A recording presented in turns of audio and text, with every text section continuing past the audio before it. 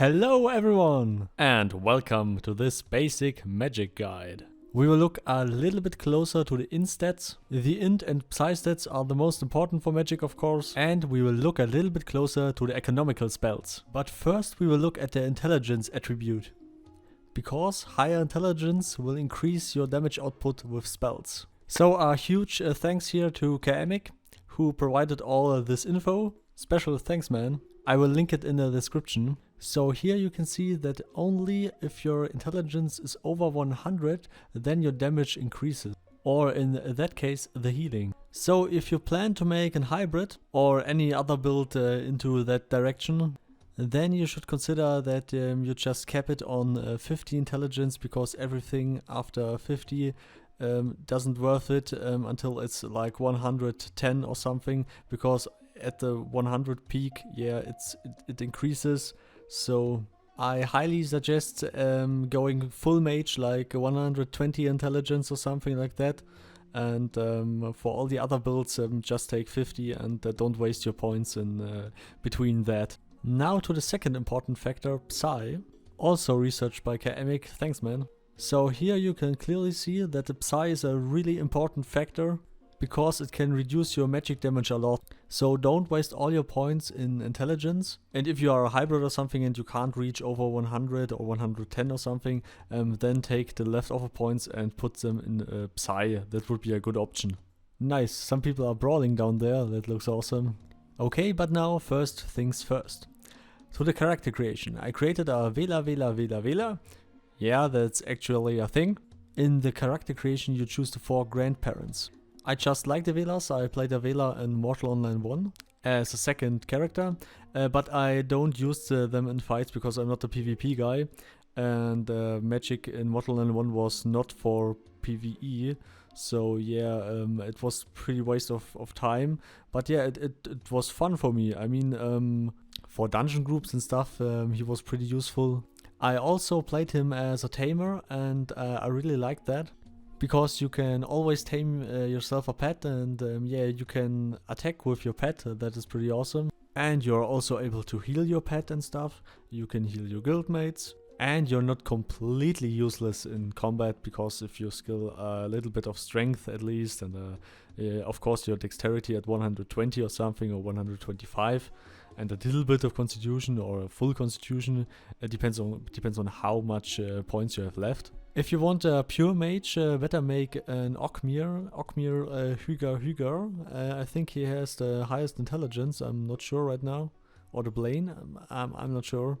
Just play with the settings. And that is an Oghmir, by the way. And yeah, he looks like a dwarf, and he actually is a dwarf. But don't underestimate them. They are pretty good mages, and they will kick your ass, even in Oghmium armor or something. You have no chance, man. But here now some other basic info. That is how healing looks like, for example. The naked guy casted Flamestrike, I think, and all the other guys around them healed that one guy over there. I really like all the effects and stuff, and all the spells. They look awesome. I mean, they look really good. I mean, look at this. Sure, I mean, you could make much more powerful things, but they will patch it in-game later. I mean, there are about, I guess, 16 magic schools or something, and we have just one now. We have the economical spells, and that are alone a lot of spells.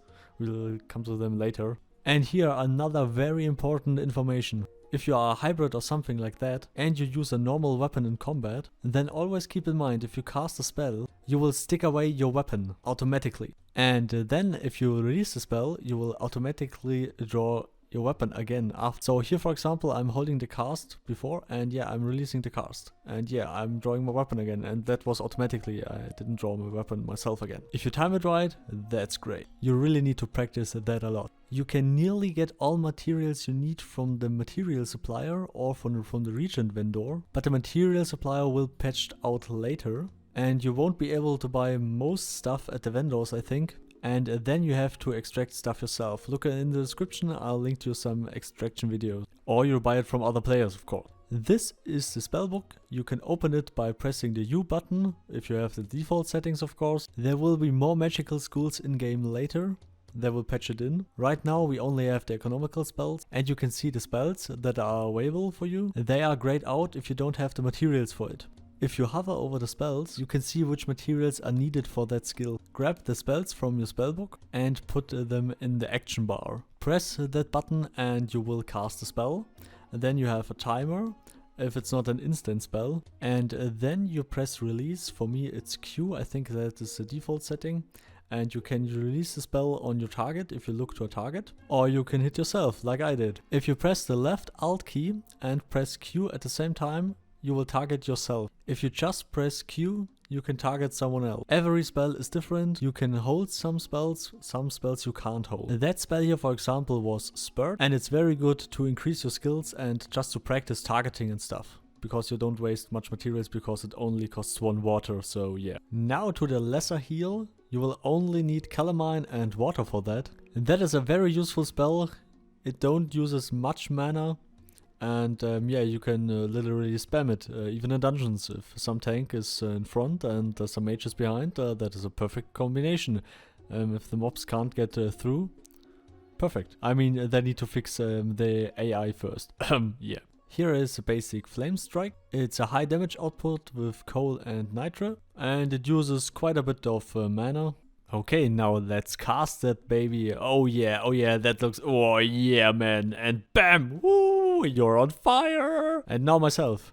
This girl is on fire, yeah. And now to Earthquake. I really like Earthquake. With Earthquake you can dismount someone. At least in Mortal Online 1 it was like that. Maybe in Mortal Online 2 it will be the same. We can't test it right now because we can't mount on the mounts right now. But it's pretty awesome. It remembers me of a funny story with my friends and I. We visited the Tinran Bank. We all 4 got in there and we are just made all 4 Earthquake. And we nuked all people in the bank and we all got red. And yeah, that was fun.